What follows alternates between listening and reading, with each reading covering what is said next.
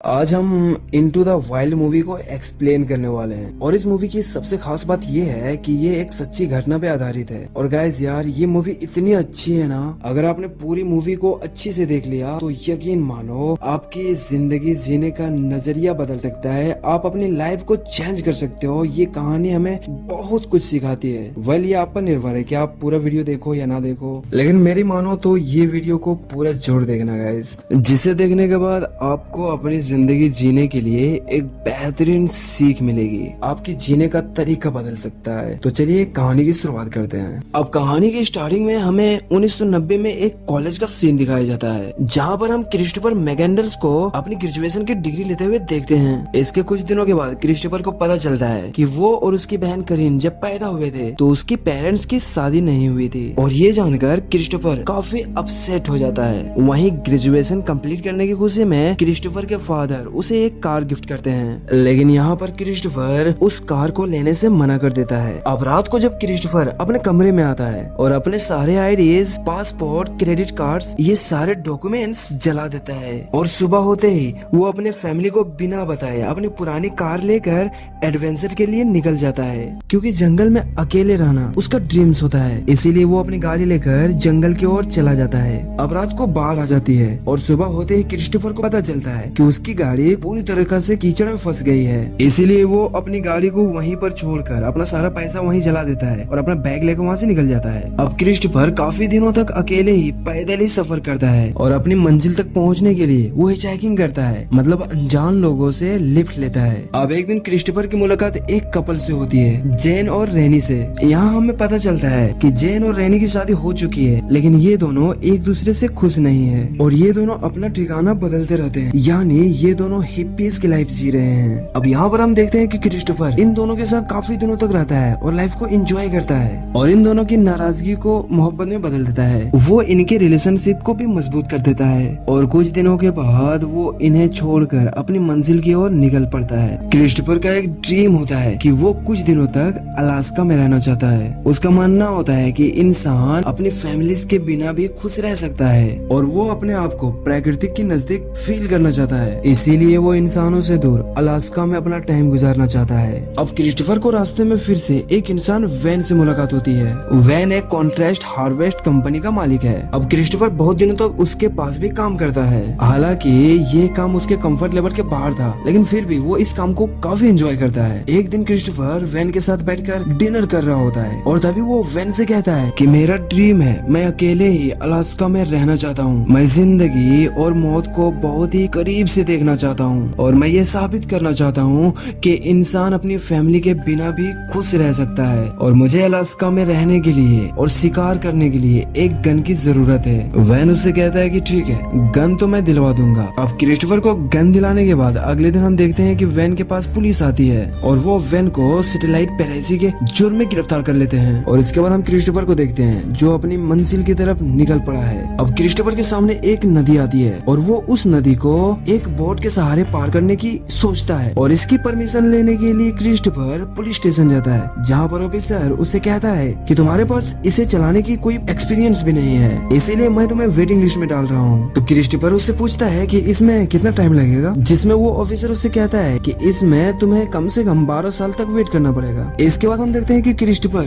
बिना परमिशन के ही Colorado river में अपना शिप लॉन्च कर देता है। अब बहुत देर तक क्रिस्टोफर को इस नदी में सरवाइव करने के बाद कुछ दूर में उसे एक कपल दिखता है। वो कपल क्रिस्टोफर को बताता है कि वो इस नदी के सहारे कैलिफोर्निया पहुंच सकता है, लेकिन वहां तक पहुंचने में उसका काफी टाइम चला जाएगा, इसीलिए उसे मैक्सिको जाना चाहिए। इसी बीच क्रिस्टोफर को पता चलता है कि पुलिस उसे ढूंढ रही है और इसीलिए वो हिचहाइकिंग बंद कर देता है। इसके बाद हम क्रिस्टोफर को एक ट्रेन में देखते हैं, क्योंकि उसके पास पैसे भी नहीं थे, इसीलिए वो मालगाड़ी पर जाकर बैठ जाता है। यहाँ पर हम देखकर ये समझ पाते हैं कि क्रिस्टोफर हर एक चीज को महसूस कर रहा था, हर एक चीज का अनुभव ले रहा होता है, हर एक चीज का अनुभव ले रहा होता है। अब जैसे ही वो शहर पहुंचता है उससे वहाँ पर अजीब सी फील होने लगती है, घुटन होने लगती है, इसीलिए वो मालगाड़ी में बैठकर वापस उस शहर से कहीं दूर निकल जाता है। लेकिन इस बार मालगाड़ी में सफर करते हुए उसे पुलिस पकड़ लेती है और पुलिस क्रिस्टोफर को बहुत मारती है और उसे अधमरू हालत में वैसा ही वहीं पर छोड़ देते हैं। लेकिन इसके बाद हम देखते हैं कि क्रिस्टोफर का मुलाकात एक बार फिर से जेन और रेनी से होती है। जैन और रेनी उसे देखकर काफी खुश होते हैं। अब यहाँ पर क्रिस्टोफर को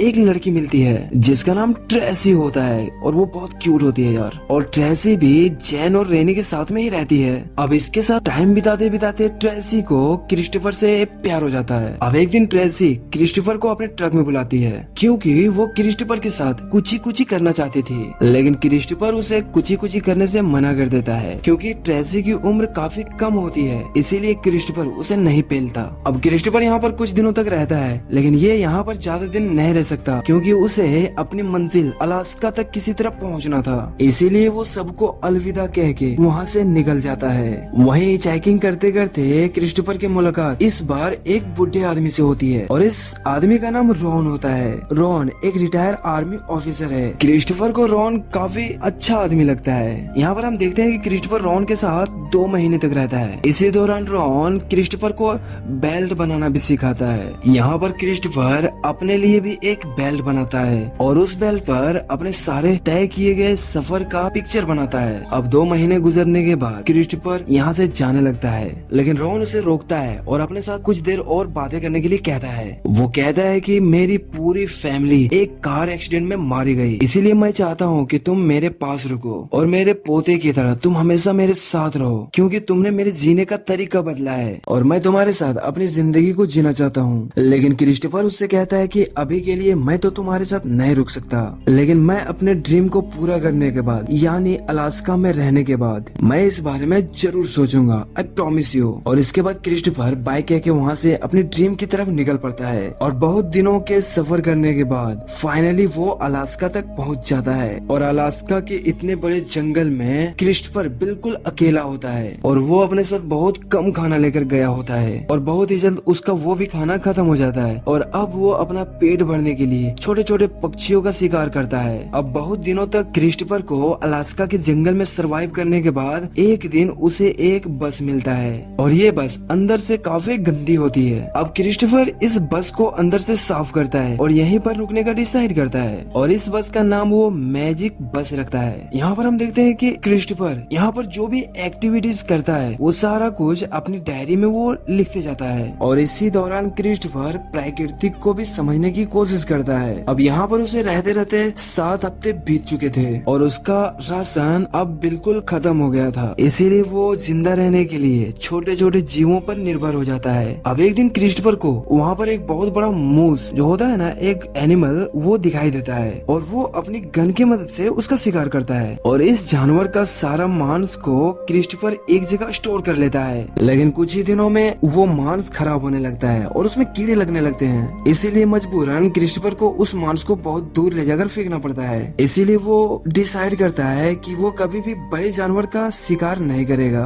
और इस इंसिडेंट के बाद क्रिस्टोफर और भी दुखी हो जाता है और उसके पास जो गोलियां बची थी, आई मीन बुलेट्स, वो भी अब खत्म हो चुके थे और इसी वजह से अब वो शिकार भी नहीं कर सकता था। इसीलिए वो अपना सारा सामान पैक करता है और यहाँ से वापस जाने का डिसाइड करता है, लेकिन इसके लिए क्रिस्टोफर को एक नदी पार करना पड़ेगा और इस नदी में अभी बहुत सारा पानी होता है। लेकिन यहाँ पर क्रिस्टोफर कोशिश करता है नदी को पार करने का, लेकिन पानी का बहाव इतना तेज होता है कि वो मरते मरते बचता है और इसीलिए वो वापस अपने मैजिक बस में आ जाता है। अब धीरे धीरे क्रिस्टोफर जिंदा रहने के लिए छोटे छोटे पेड़ पौधे पर निर्भर हो जाता है। अब एक दिन वो एक बुक को पढ़ते हुए कुछ पेड़ों से उसके फल तोड़ता है और वो उस फल को तोड़कर खा लेता है और उस फल को खाते ही उसकी हालत पतली होने लगती है, वो बीमार पड़ने लगता है क्योंकि वो एक जहरीला फल होता है। अब यहाँ पर हम देखते हैं कि क्रिस्टोफर को चलने फिरने में भी काफी दिक्कत हो रही थी। बाद में जब वो उस फल के बारे में बुक में पढ़ता है तब उसे पता चलता है कि वो फल जहरीला था, इसी वजह से उसकी हालत भी खराब हो चुकी है और धीरे धीरे उस फल का जहर क्रिस्टोफर के बॉडी में फैलने लगता है और इसकी वजह से वो काफी कमजोर होने लगता है। अब क्रिस्टोफर के पास इतना ताकत नहीं बचता कि वो इस जंगल से उठ के बाहर निकल सके, वो एकदम से कमजोर हो जाता है और उसे अब अपनी आंखों के सामने साफ साफ मौत दिखाई दे रही थी और इसीलिए वो अपनी बुक में लिखता है, happiness only real when shared, मतलब असली खुशी वही है जो हम दूसरे को बांट सके।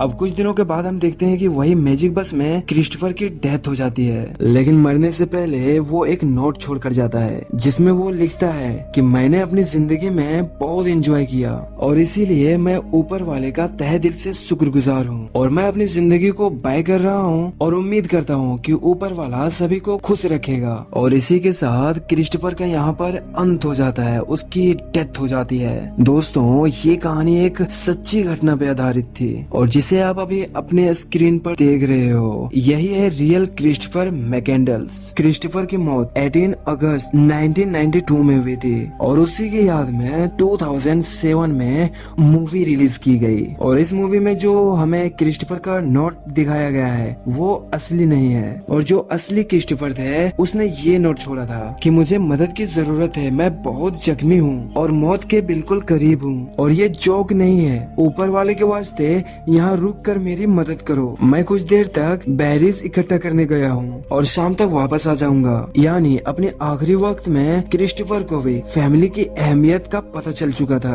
दोस्तों ये बात बिल्कुल सच है कि इंसान अपनी ड्रीम्स को पूरा करने के चक्कर में अपनी फैमिलीज को छोड़ देता है, उसे भुला देता है क्योंकि उसे अपनी फैमिली से बढ़कर उससे उसके लिए उसकी ड्रीम्स लगने लगती है, उसके सपने लगने लगते हैं। इसीलिए वो अपने सपने को पूरा करने के लिए अपने फैमिलीज को भी छोड़ देता है और ये गलत बात है यार। फैमिलीज के साथ रहो, अगर दिल से देखोगे ना भाई तो फैमिलीज से बढ़कर कुछ भी नहीं है यार, नथिंग यार, क्योंकि परिवार ऊपर वाले का दिया हुआ सबसे बेहतरीन तोहफा है यार। और इसीलिए आपको हमको सबको अपने परिवार में मिलकर रहना चाहिए, उसकी कदर करनी चाहिए। चैनल को सब्सक्राइब कर लेना और हाँ मिलते हैं कल नए वीडियो के साथ, तब तक दुआओं में याद रखना। बाय।